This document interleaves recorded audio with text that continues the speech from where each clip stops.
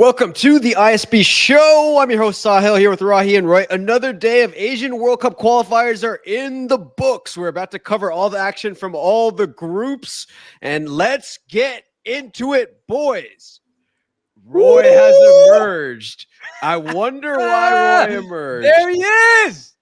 There he alive is. again, boys. I'm feeling alive again. Oh, Roy, you know know what? what? Expression? It's called brand new day energy. It's a brand new day in Indonesia, my friend.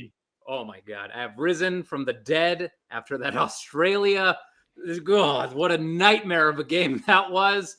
Yes. Or something that was very, very different. Very different from that first. We're gonna get into all of it right now. So here's the way that things look. Let me just show the standings real quick of how everything is netting out after this incredible day of action. Here we go. So here we go, boys. Here's what things look like. That's over there. You see these. This is the way things look. You know, all that. Beautiful. Look at those standings. All right, enough of that. Enough points, of the standings, man. It's so tight. He's trying to keep us tight. calm, Roy. He's trying to keep us calm, on schedule, but nothing to be calm about today, my friend. Okay, let's go into it. Let's go group by group. We'll start off with the group containing Indonesia. And of course, they beat Bahrain today after the Ole Romani goal. A lot to talk about, guys. What's up? What did we learn, Rahi? We could taste it. The next round is there, Roy, in sight for this Indonesia team. This was the game. This was the game they had to win. Pressure's on at home, and they got it done, man. Marcelino, what a pass. Ole Romani, nice finish. Tom Hay, great pass. Roy, are you happy? Am I happy, boys? I am over the freaking moon. I am over the moon. Why? Because can you imagine if Indonesia came out in this game and played the way they did against Australia? They would have lost. World Cup dreams essentially shattered, dead, but that's not the world we live in. We live in a world where Indonesia came out and played a fantastic defensive game. Absolutely fantastic. The polar opposite of what they did versus Australia. And they held on to a much-deserved 1-0 win. It should have been, what should it have been, Sahil? Maybe 3-0, if not 3-0. Mr. Marcelino missed some sitters. Marcelino Ferdinand missed some sitters. But let's talk about the good, because, you know, there was a goal made in Oxford United, guys. Goal made in Oxford United. Marcelino Ferdinand to his partner in crime, Ole Romani. Right? So many good things about this match. So many good things. Let's talk about the 12th man. Let's talk about those fans and what a difference that atmosphere made, Roy. It was insane. You could hear it. I had to turn my volume down. My wife was still sleeping. Usually I have my volume on 10, which 10 out of 100. I had it on 10. It sounded like 2,000 volume level. My wife was screaming at me from the bedroom, turn it down, damn it, turn it down. I said, it's Indonesia. It's Indonesia, carajo, vamos, Garuda. Can you imagine if they make it to the U.S.? That noise, that passion coming here to the U.S., Canada, and Mexico. Wow, man. They filled the stadium. Incredible. Patrick Kluivert, my friend. Yeah. Big game. Let's say this, okay? We talked about qualifying up to this stage, some weird changes. But when we saw what was the game that was going to make all the difference, which was the game that was the most pivotal game on the schedule, and all of us, this was the game. This is the game you circled. This is the team you had to beat. This was the 3 points you had to have at home. Under pressure, the team gets it done, and Patrick Kluivert gets it done, Roy. Well, let's wait on that Patrick Kluivert. I want to ask this to the Indonesians fans and to you guys as well. Did you notice on the sidelines that Mr. Pastor was in Kluivert's ear pretty much half the game, just whispering in his ear, saying, do this, do that. Maybe Kluivert was like, okay, yeah, that's a good idea. I don't know. I don't know, man. But Pastor was coming through with some tactical whispers that I think made a massive difference because the substitutions were good. They were very strong substitutions that led to keeping the clean sheet. So kudos to whoever on the coaching staff made these decisions and led the tactical strategy. It was spot on. I want to say one thing, that clearance off the line by the header, right? By Ridho. Is that I think Ridho. You guys Indonesians tell me how to pronounce his name. I always want to say Risky Ridho. I love his name, but it's like he was taking no risks back there. Yeah, but that was an unbelievable clearance right there. It was. So guys, all right. So this is actually sets up a fantastic opportunity for Indonesia, because yes, Saudi Arabia tied Japan, and that was probably not the best result for Indonesia, but overall it's not that bad, because the way we looked at all the scenarios, and pretty much except for a very one-off scenario, it comes down to the game against China. And so that is it, guys. A game at home against China in Jakarta for an opportunity to go to the next round of the World Cup, in all likelihood. That's an amazing opportunity. If you asked to go to the next round, yeah, not to the World Cup, If you asked any Indonesia fan from the beginning of this round and you said, I'm going to give you this opportunity, you play China at home. If you win, you make the next round of qualifying.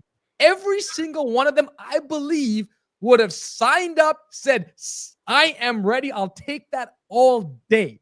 This is the opportunity you hope for. This is the dream here. A home game with those fans, Roy. Yep.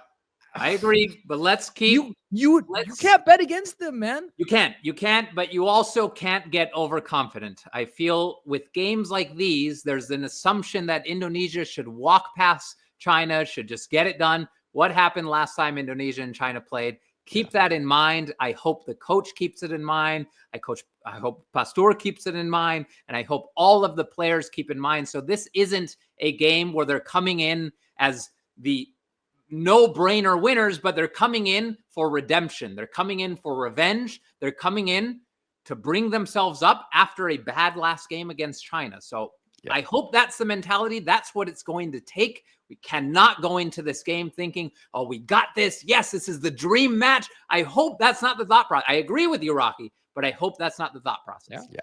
The other guy, Arat Mangoan, back in action. Let's go. Yes. All right. So Indonesia keeps celebrating until they want to move on to the other groups real quick.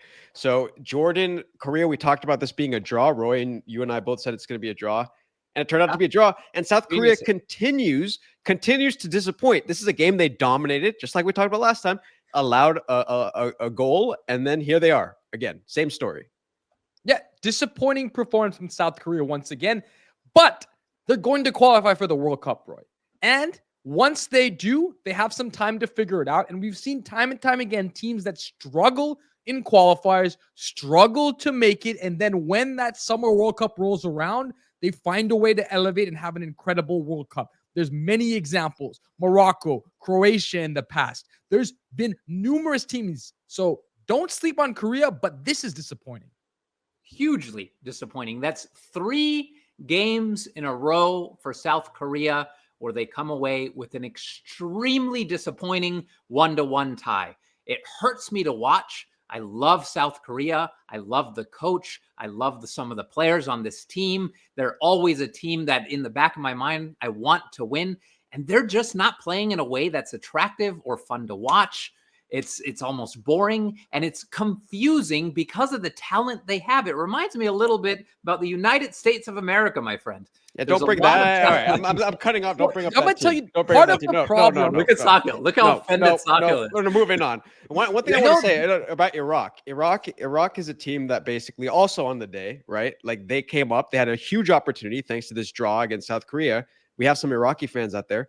They don't get it done either. And that's what would have set up a great opportunity for them. They don't get it done. So give huge credit to Palestine to win this game. That's big against a tough Iraqi team. A really incredible victory for Palestine. They're going to have a very difficult time making the next round. They're probably not going to, but hats off to this team for even this late having only 3 points to get this victory against a tough Iraqi team. This is more about Palestine than it is about Iraq, in my opinion, Roy. Yeah. Congratulations to Palestine. I want to get to like the final group now, which is of course where I can gloat because Uzbekistan had a fantastic result. Roy, I know you love Uzbekistan. What do you got to say about this result? This was a big time result over there. Listen, man, Uzbekistan did once again what they do best, which is play beautiful, quick, attacking-oriented soccer, and they did it as well as ever. I am so proud of this team. They went to Iran, played arguably the strongest team in that group, and just had a masterclass of a performance. To pull out a tie in that game is so unexpected, and this is going to make headlines around the world if it hasn't. I'm sure it has already. Everyone's going to see the name Uzbekistan next to Iran and say, what the heck? What happened in this game? And the people that are saying that have not been paying attention to this Uzbeki team. Yeah. This Uzbeki team is a blast to watch. They have tremendous talent on that team. Fazuliev was on the score sheet again. Yeah. But if there's one team, if you're new to Asian qualifying and you're looking for an exciting game, turn on Iran. Iran is going to score goals. They're going to concede goals. It's going to be back and forth. Watch this team play because it's a roller coaster ride every time. Yes. Okay, so we're finishing up here. The one last thing I want to say is, guys, who won the Asian Cup? It was a team named Qatar that won, and they have fallen down to new depths, losing to Kyrgyzstan, getting a red card of that match. That was a disaster of a match. Congrats to Kyrgyzstan. Played quite well and was very resilient enough to even get that goal at the end with the red card. So we may see Qatar. We may not see Qatar. We don't know what's going to happen with them. They look in a terrible moment. But I do want to say a quick word about UAE. Yes. Fabio Lima scoring the early goal and then the late goal to get the victory, Roy, against North Korea that puts them right into that next round. They're right there. It's a big day for UAE as well. They look like they're locked now for that next round of qualifying as well.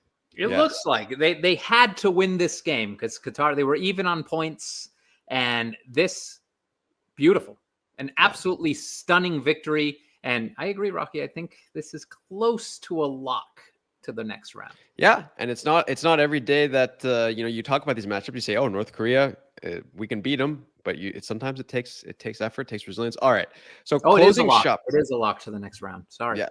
Correct that. Yep. So all right, guys, here's all the matches that happened. So now, real quickly, we get to pick our predictions of the round based on that. How did everyone do? Well, in third place, Mr. Rahi. Yeah. Bronze medal. That's beautiful. They locked to the next round. What are you talking about? Well done, Rahi. 3 points. Good job, Rahi. But you couldn't recover from the first match. That was close. In second place, coming in second place, close. It was close between second and third. Raisito with Indonesia with 3 points. Goal difference in the first game should put me ahead. My goodness. 3 points. 3 points on that, Raisito. You get that done because, Indonesia, a lot on the line. They would have lost. They would have been out, right? They would have been out. Yeah. And in first place, picking Uzbekistan is your illustrious host, myself, Sahil. For all you Uzbekistan fans, I'm going to go to Tashkent market this week and go and have a nice meal over there in the market. So, all right, that is it, guys. That's a wrap for Asian World Cup qualifiers. We'll see you all in June. Let us know your thoughts in the comments. Go Asian football. Vamos Garuda, Roy, take that away. Whatever. We'll just finish it right here. And everyone, keep watching the beautiful game. Bye. Vamos Garuda.